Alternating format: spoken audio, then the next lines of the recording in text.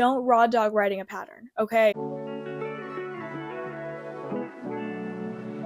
I'm going to be your crochet fairy godmother today. Hey, my name is Emma, also known as Stitch by Emma, also known as the second best, lesser known Emma Stone. But I heard she's going back to Emily, so thank you, Emily, for letting me be number one. If you're new here, which you all are, because this is my first video, I write crochet patterns, I crochet, I knit, and I've been asked a lot of questions about writing patterns, starting up an Instagram, switching over to knitting, how to deal with, like, I don't know, insecurities and all that. So I wanted to make this video kind of as a Q&A, but also just kind of like in a talking format, storytelling, I guess, on how I got started, how I started writing patterns, what I'm doing now, how to switch to knitting if you're crocheting, and any kind of tips, and just about me, I guess. I don't know. So thank you for watching, because I've been absolutely terrified to start a YouTube because I feel like I'm a yapper. I yap and I don't know how to edit, and I feel like nobody's gonna care what I have to say. So it's been nerve-wracking, and I've been scared to sit down and try and film for the first time. So we'll see how this goes. I made a whole outline. So if you see me keep looking to the side, I'm looking at my outline because I was like, I'm gonna lose my place. But I'm already fumbling. So okay, let's get cozy. Let's chat. So a lot of people wanted to know how I got started on Instagram, and I have to be so truthful with you. I got lucky. I got so lucky. So I started my Instagram in 2021, like December 2021, and I was actually encouraged. Sorry, I got a text. I was actually encouraged by my boyfriend and my friends to start up an account that was just for crocheting, because I was posting a lot on like my personal account, and I was posting a lot on TikTok, and everybody was like, you should really just like kind of go for it, just make an account. And I was like, okay, I don't want to, I'm scared, but I did it. And I made it while I was watching Jackass with my friends. So Stitch by Emma was born in the midst of watching Jackass. Crazy, I know. But right after I made my Instagram, I posted a TikTok of things I made in January. And that TikTok somehow went viral. That TikTok got 6.5 million views, which is 6.5 million views more than I was used to getting. I didn't have that many followers. My videos were not doing that well. And then this video blew up out of nowhere. And I was like freaking out because everybody was getting directed straight to my Instagram. And in that video, there was a top that was then known as that cute white top at the end, now known as the rosemary top, which ended up becoming my first pattern because everybody wanted a pattern. And I started freaking out because I was like, I don't know how to write a pattern. All these people want so much from me, and they're like, pattern or tutorial. And I didn't want to make a tutorial because I knew that there was money in patterns, and I was a broke college student, and I was like, I know my worth. I'm not going to give a free tutorial. So I started posting more consistently on Instagram, and I was like, let's make this a thing. Let's do this. And something about Instagram is you need to engage with other people. Engage. And I don't mean just likes or comments. Swipe up on swipe up on people's stories. Reach out, say something nice. That's how I made most of my friends, just by swiping up on somebody's story, making a little comment. Eventually, you like DM them and you chat, and then I've made some really cool friendships from the crochet world and the knit world from doing that, and I think it's really fun. But that is how I learned how to write my patterns, is by asking questions. I made some friends and I just asked them like for tips and tricks, and I was like, what program do you use? How do you format? What websites do you use? And they all got back to me, and they all gave me different like tips and tricks on how to do this. So I am incredibly grateful to everybody in the community who treated me like a friend and like family and helped me out, because that was beautiful. So if you want to write a pattern for the first time like I did, here is what I would recommend. You need to read other people's patterns first. Do not try and jump in head first without reading a pattern. Not that I think anybody really would, but if that is something that you were going to try and do, just be like, yeah, I can do this. I can raw dog this. Don't raw dog writing a pattern, okay? You need to like do some reading, do some research, gain some experience first. I bought a couple patterns from some of my friends. The first one I ever did was the Heartwarmers by Nasha Crochets. I'm gonna see if I can go find them, actually. I found them. They're so cute. This is by Nasha Crochets, like I said, and it became kind of a cute, like, full circle moment because I got to test a pattern for her a couple years later. So I was just like, Oh my god, the first pattern I ever followed, and now I get to test it for you. I don't know, it was really cute and exciting, and I love her pattern and her page. You should check her out for sure. But yeah, this was the first pattern I followed, so then that gave me a little bit of like insight into format and how to do like terminology and materials and all that. But yeah, this was the first pattern I followed, and it definitely gave me some insight into how to format things, how to really put things together, you know? And then I felt a little more confident in my skills after that. So I reached out to a couple of my friends, like I said, and I asked them where to begin. I did my first pattern on PowerPoint, which I wouldn't recommend necessarily. Rosemary was written on PowerPoint, which it got the job done. It definitely did. It's a good pattern. I am not going to discount that the writing is good, but the format of PowerPoint is kind of hard to work. I would recommend using Google Docs or Canva. I've heard a lot of people really love Canva. For me personally, for some reason, I cannot wrap my brain around Canva. Even back in college, like when I had to do Canva for a group project, I would start panicking because something up here just does not mesh with like anything in Canva other than like making advertisements or just using pictures. Once I have to start doing text and formatting text in Canva, brain shuts off. The lights turn off. I don't know what to do. But Google Docs. I really like using Google Docs. I think that the ones that I've done on Google Docs are great and easy to format. I have to hiccup. um, sorry about that. If you don't know me in real life, you probably don't know that I get really bad hiccups every single day. They started in my sophomore year religion class. Don't know how, don't know why, but we were watching Patch Adams starring Robin Williams, and I did the loudest hiccup anybody's ever heard. It wasn't a real hiccup, or it wasn't a regular hiccup. It was just very weird and very loud, and it was just one. And ever since then, I've gotten that every single day. Every single day. I don't know why. I don't know why. But yeah, if you only see my content through the internet, that is something that I like to keep secret because it's weird. But secret's out, I'm exposed. Back to patterns. If you are writing a pattern, you need to get it tested. Okay?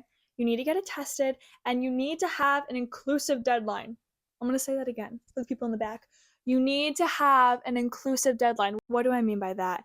You cannot put out a tester call for a pattern and then say, by the way, you need to have this done in 2 weeks. I want the pattern out in 2 weeks. This is problematic for multiple reasons, all right? Number one, not everybody does this full time, and even the people who do this full time have a lot going on, okay? Most people work, they go to school, they do this on top of other jobs, you know, people cannot always just whip out a piece in 2 weeks, okay? That's just not realistic to ask like 25 to 30 people to do that for you. Insane. Number two, that is not inclusive for all sizes. If it takes you 2 weeks as a size small medium to make it, how are you going to make sure that the pattern works on plus sizes? It's just like not possible. Okay, and I've seen so many people do that where they're like, I'm gonna put out this pattern, you have 3 weeks to make the design. And I'm like, girl, there is no way that somebody who's a couple sizes larger than you is going to make a garment in that amount of time. It's just not possible. So if you are putting out a piece, you need to make sure that everybody on your team is going to have enough time to complete it. And if everybody on your team does have enough time to complete it in 2-3 weeks, that probably means that you're not getting your pattern size inclusively tested, which is also a problem. I personally would never want to put out a pattern that hasn't been tested through a full range of sizes. That just that's just dumb to me. What was the third reason? I said there were 3 reasons. Oh, yeah. Reason number three, if you're going to have time to get proper feedback, you're going to need like a week in there somewhere to be able to do edits from people who have fully read the pattern and have revisions and suggestions to make.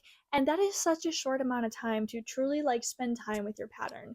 Let it all sink in. So I would say do a couple months. And I know that capitalism wants us to chug things out as quick as possible. Okay, I know you write a pattern and you're like, God, I want to be able to profit off this right away.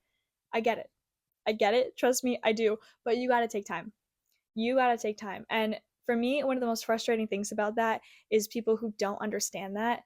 When I was releasing some of my patterns, I had people be like, when is this coming out? And I would be like, this is coming out in April when it was in January. And they were like, but I want it now.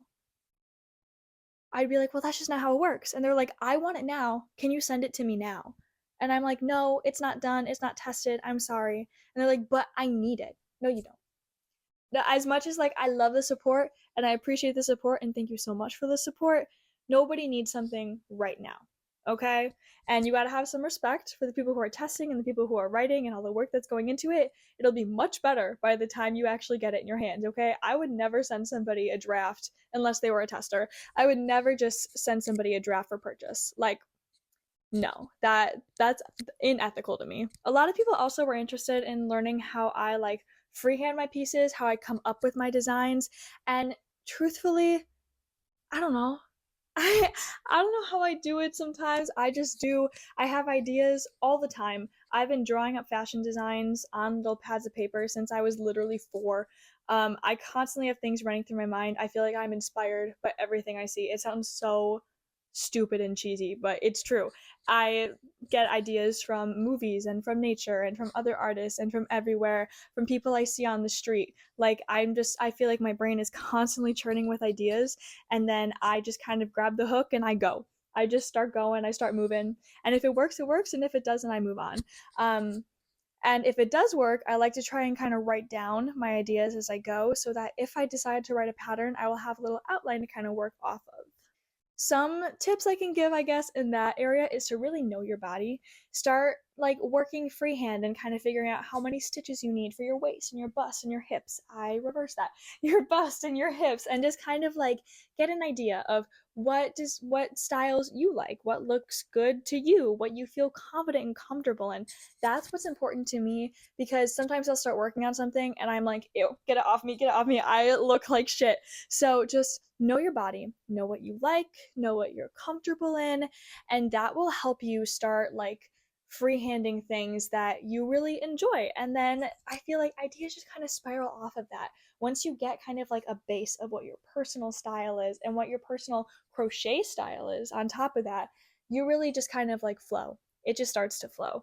And I am genuinely sorry that I can't offer better tips with that, but I don't like even know how I would describe like a creative process. I feel like I should make a video just kind of like documenting coming up with something from the start, but I never know when something's going to start. It just kind of happens. So, something I learned about writing patterns is that you got to have thick skin. You got to have thick skin, because if somebody tells you that something is wrong with your design, if somebody tells you that something is fundamentally wrong in the way that you wrote it, in the math that you provided, you can't be like, no. You have to suck it up and be like, okay, what do I need to change? What did I do wrong? For me personally, I experienced this mostly when I was writing the pattern for Joni. Insert picture for Joni somewhere if I can figure out how to do it. But that is the cardigan that I have with the little flowers and stuff. And when I was writing that, I was like, this is it. This is perfect. I did so good. And a couple people finished it. And then I had a couple people being like, hey, this is not working. And they were just like, this, I am having so much trouble with this. And I was like a mess. I was crying and I was like, what is wrong with me? I'm a horrible designer. Like, I'll never be able to do this. I fucked up so bad. And you know what? It's okay to be upset about that. It's okay to be upset that like something that you thought was unsinkable, like the Titanic. If you think that something was just like really good, ends up not being as good as you thought it was, it's okay to be upset. But you gotta take it in, gotta thicken up, and then fix it.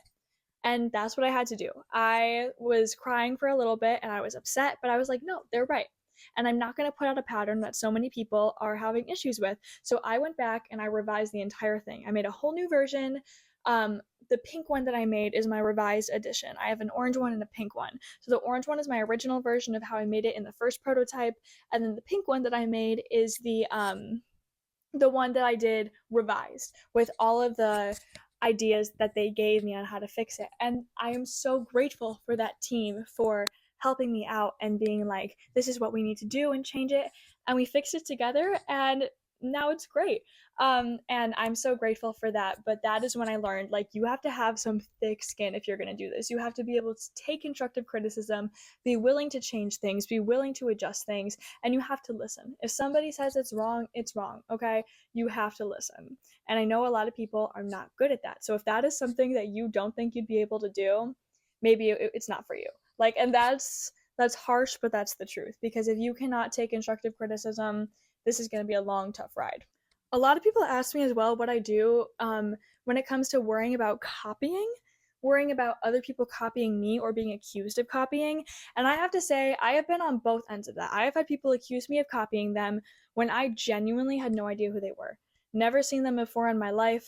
I didn't even think our designs were that similar, but they were like, you copied me. And that is something that is so prevalent in the community, I feel like. But a lot of times people accuse people of copying, and it's usually over the most basic of designs. It's usually always on something that cannot be copyrighted, like having a tube top as a base, or having mesh sleeves, or having a V neckline. Like, there are things that simply can't be copyrighted, and that's something that you might have to deal with, you might not, but if you do, as long as you know in your heart that you did not copy anyone and that you made this on your own, I think you'll be okay. This is an issue that I feel very strongly about, and I've talked about it a lot on my other platforms, that I feel like there are so many designs in this world, and so many are so similar. And I feel like when you're in this pool of social media where you're just being fed things over and over again, you don't realize like how similar so many different designs are. If you go on Ravelry and look up certain patterns, you're going to get almost duplicates for so much.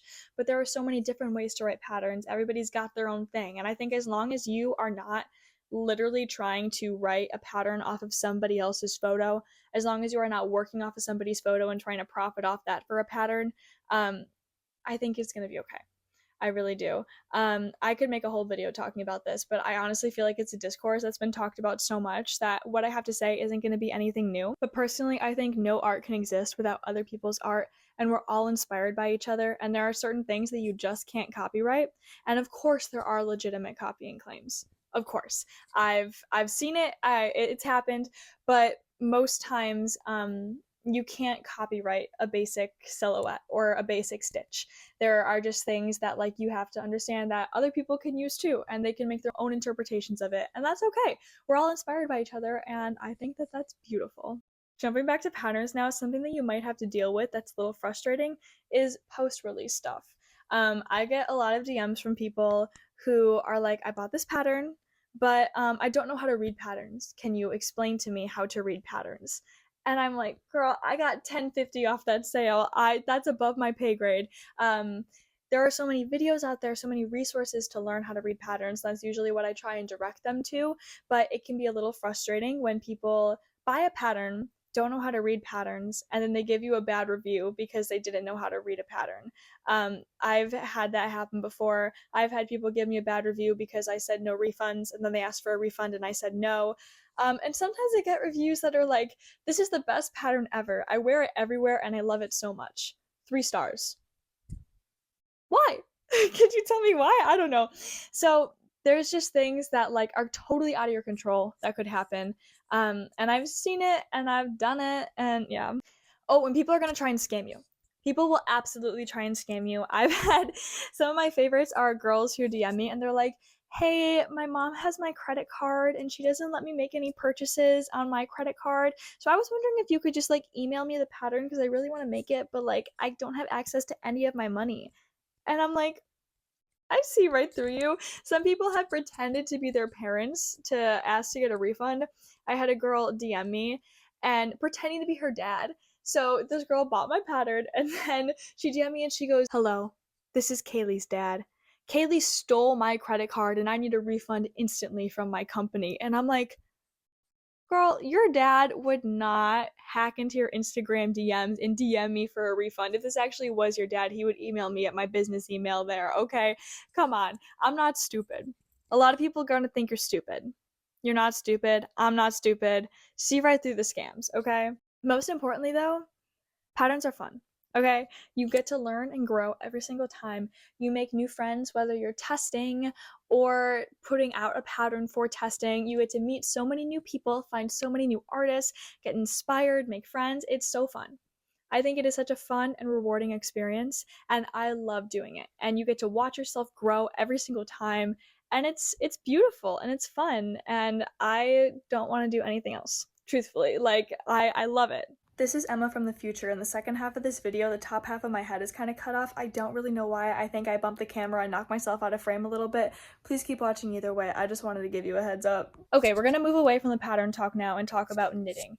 So, a lot of people wanted to know how I was able to transition to knitting. And I have an answer that some people might not like, but I was taught by somebody in real life. I worked in a yarn store for a short period of time, and a lot of the women there were really into knitting and really wanted me to get into knitting. I felt more peer pressure to knit at that store than I ever had to do drugs and alcohol in high school. Like, there was no peer pressure that could measure up to the level that I felt from there. So I asked my neighbor if I could borrow a pair of her needles because she knits too.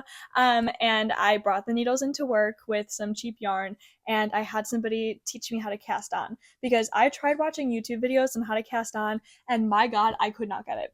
I was like, I'm fucked. Like, there's literally no way I can learn. But this really sweet woman taught me how to cast on, and she was like, you're complicating it too much, you're doing it all wrong. And I actually learned, like, I think the stretchy German cast on first, which is kind of hard, so every cast on after that just felt like so easy, so simple. So I learned the hardest one first and just went from there. Is my posture bad? I keep feeling like my posture is like horrible. Gotta do a little check here. So I learned in person to cast on, and then after that, everything was just through YouTube. I watched videos on how to do stockinette, how to knit and purl. I did a couple little swatches, and the swatches took me forever because it's a huge learning curve. The first time I tried to purl, I was like, there is literally no way on earth that any human has ever actually successfully done this before. I was like, this is so hard because I have a hook right here, for example. It's a totally different tension because when you have a hook, to try and like latch something onto, you just get it in that little crevice and you pull. When you got a needle, you have to learn how to pull it just enough to like let it stay on the needle, to do it from the front and the back with like knit and purl. It's hard. It's really hard when you first start, but once you get it, it's a breeze. Once you get it, it is so fun. You're addicted. You can't stop. Um, so yeah, I am very grateful to the people who helped me learn. I learned a lot in real life from people who are experts, so that was very helpful. But YouTube is your friend. That's how I learned how to do everything aside from cast on, little lace stitches, anything else, tips and tricks. I get asked in almost every single video, how are you so fast? How did you do this so fast? I'm just fast. I have no other explanation except like I have quick hands, and this is my job right now. Which is also something else that I am asked a lot is, how am I doing this as a job? How did I decide to do this? So we can get into that a little bit. So I graduated back in 2022. I got a degree in communications, minor in theater studies because I love theater. And I could not find a job. Could not find a job. It was so hard, and it is still. I'm still looking for, like, full disclosure. I'm still like on the hunt for jobs, and it just I was like, if I can't find anything, I have to like be resourceful and start finding ways to like make my own money. So I was like, instead of just having the one pattern out for Rosemary, I'm just going to keep going. I'm just going to keep writing them. So I kept writing patterns for some of my designs, and it was fun and it was working and I was having a good time. And then eventually, after a while of not being able to find a job still, I decided to get a job in retail, and I was working in a yarn store, which I have to be honest was not a good experience. And maybe one day, if I stop being worried about getting sued, even if I don't mention any names, I might speak on that more in a different video. But I worked there for like 4 months, 3 months, 4 months, and I ended up having to leave. And it was honestly kind of traumatizing and not good and not fun. And I like was completely mentally blocked from looking for other jobs because I was just so scared of putting myself back in a situation like that again. And so I just kept doing crochet and knitting, and I just decided to dive completely headfirst into it. I started writing more patterns. I got monetized further on TikTok. I started dabbling into selling my pieces. I sold a couple of my pieces. I started developing a website, which I'm developing right now. And I will not lie, I'm extremely lucky that right now I get to live with my family. I don't have that many extra bills, which is a big deal. And that's just full disclosure. Like, that's the truth. I'm living with my family right now. I am moving out in a couple months because I have finally saved up enough money to do that, which is extremely exciting. And I'm pumped. I'm going to get a job as a waitress because I'm still going to be looking. But I will still be looking for jobs, but that is how I do this full time. It's just for like total and complete honesty, you know, because a lot of people are so rude on the internet. They tell me to go get a real job, and they tell me that like I'm just like a stupid influencer, which is weird because I'm not an influencer in any way, nor do I really make that much money off of my actual posts. My actual like income from this comes from sales of my art, my pattern sales, the sales of my pieces. And I think people don't fully understand how much money people actually make online when they're just kind of like an average content creator. Because there definitely are people making bank. I'm not. At least not right now. At least at the time of making this video, I am not making bank doing this.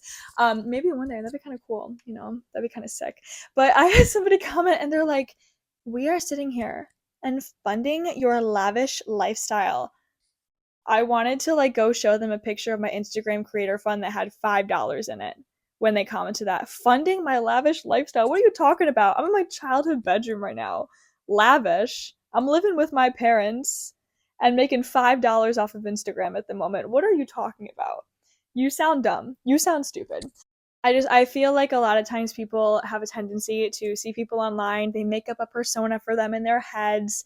It's kind of like a negative version of a parasocial relationship. Not that parasocial relationships are positive, they're actually quite inherently negative, but an even more negative one because they want to like portray somebody in a negative light in their head.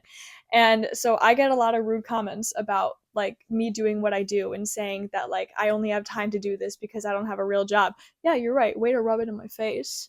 Way to rub it in my face how bad the job market is. The only callback I'd gotten for a job was a literal scam. Like literally, I got in the interview and it was I for what I found out later is was called a devil corp. If you don't know what that is, go look up like a video and just watch a little bit about it. They're insane. And I fell for it at first because I was so excited to get a callback for an interview. And I get in the interview and he goes like, "So, what'd you do this weekend?" And I was like, "Oh, I just saw some friends because the weekend before was St. Patrick's Day and we went out," but I wasn't going to say in a job interview that I like went out. I just wanted to be like, "Yeah, I saw some friends. I had a good time." And he goes, "That's awesome. What did you do?" And it was so like in a seductive tone too. And I was like, "Oh, we just kind of went out and had fun, you know." And he goes, "Did you go bar crawling?" And I was like, "No, we didn't go bar crawling." And he goes, "Do you like to bar crawl?" At this point, I was like, I need to get the fuck out of here. He goes, "Do you like to bar crawl?" And I'm like, not really, no, because I don't really like to bar crawl, TBH. And then I'm like waiting for him to start asking me questions about like me and my experience and stuff. But I'm already knowing in the back of my head that like this is over. I'm not doing anything further with this company. And he goes, "So, do you have family? Do they live close?" And then at that point, I'm like, oh my God, he's gonna traffic me.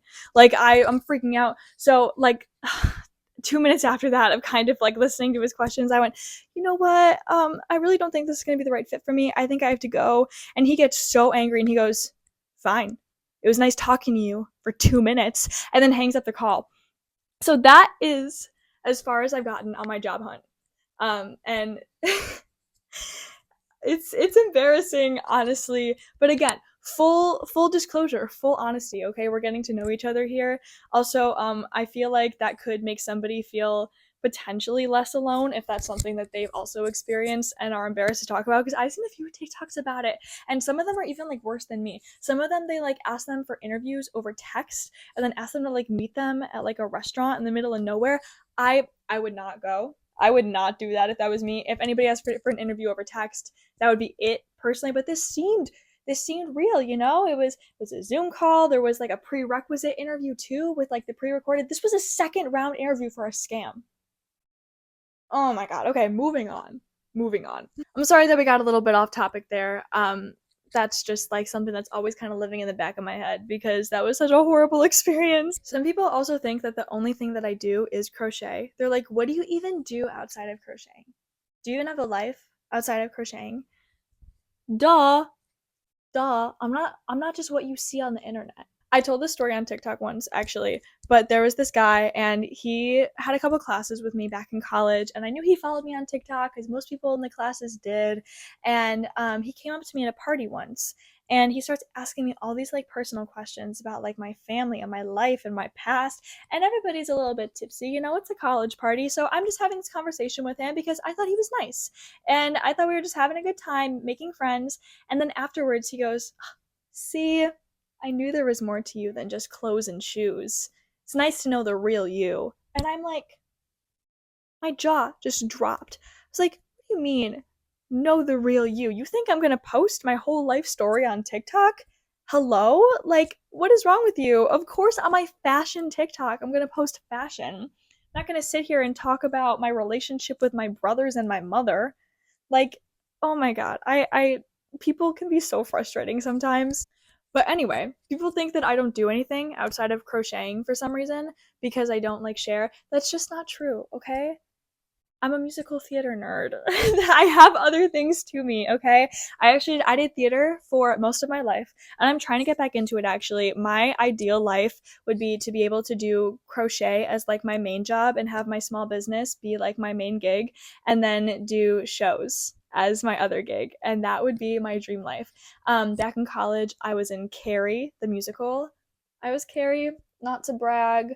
I was Carrie, and then we did Little Women, where I was Marmee. That was fun. And then we did Legally Blonde, where I was, guess. What should you guess? Oh my god. Elwood, sorry. Our mistake. Courtney, take your break. Try this, latest from Milan. That was my part, and I was also Elle's mom. You know Legally Blonde the musical at all? There's not much character to Elle's mom, but I gave her character by coming on stage with a bottle of Malibu every single time, and nobody knew it was actually full. They thought it was just water. So during the shows, I would take a little swig of the Malibu before to give her that extra like bubbly personality. Yeah, it was fun. I mean, I was a senior. It was my last show. I knew I was graduating in like a week. So I was like, let's have a good time. And it was fun. It was a great time. I had a great time. But yeah, I love musical theater. I love TV. People say that like watching movies and TV is not a hobby because it's just media consumption. I disagree with that so wholeheartedly, okay? Dissecting movies and TV is one of my favorite things in the world. I love to talk about it. I love Letterboxd. I love Serialized. I love writing like totally incoherent reviews just like as brain vomit comes out. I want to do so many videos of knitting and crocheting something inspired by a movie or a TV show while I talk about it because I have so many thoughts and I think that could be so fun. But some of my favorite shows are sci-fi stuff. I love Doctor Who. I love the X-Files. I loved Fallout. I just finished Fallout. That was so good. Buffy the Vampire Slayer. Buffy the Vampire Slayer stan. Hold on, wait. I got my Buffy comics right above my bed. I love horror movies. Yeah, I am a big fan of all things movies, TV, fun. I saw Challengers this week. That was the best. I actually, funny enough, I went to see Challengers with my boyfriend and one of our good friends who happens to be a guy. So we walked into the theater literally looking like those free tickets for Challengers memes. Oh my god, we were laughing about it though. It was funny. That movie was so damn good. So good. Oh god, I could go on and on. I like to read. I don't read as often as I do, but like my friends and I are starting a book club, and we picked a book for the book club, and then one person started it, and she was like, "This is the worst book I ever read. We need to like pick something else." So I need to get the book for our book club soon. I like to do Pilates. I like to run. I love my dogs. I see my friends a lot. Yeah, I don't know. I have a life. I have a life. I don't know why people just assume that I don't have a life and are so comfortable like telling me that they don't think I have a life. It's very weird. It's so weird. I can't tell if I'm getting more comfortable in front of the camera as this video is going on or if I'm just starting to ramble too much and sharing way too much information that nobody actually cares about because they came here for pattern advice and crocheting. Oh my god. I think it might be time to call it because, like I said, I've been rambling on a little bit and I'm not too sure what direction this video is going in anymore, but I think it achieved what I wanted it to. But I do want to leave you with one more piece of advice on starting up any kind of social presence for crocheting, knitting, fiber arts, whatever. People are going to be mean. People might be so mean and they're wrong, okay? They're so wrong and people just love to rage bait and they love to try and get attention by being mean. Don't listen. Don't listen. You are so talented. Your work is beautiful, and you're just going to continue to grow. And I think that that's beautiful. When I posted my Swan Lake skirt, the first post I made about it, the top comment, the most liked comment was about how ugly it was. That's my best-selling pattern now, okay? So, like, don't listen. Don't listen to people. Keep going. Keep thriving. You're doing amazing. And yeah, thank you so much for watching. I will see you next time when I either take you through my yarn stash or I do a deep dive on the 1998 college drama Felicity starring Carrie Russell. Thank you for your time.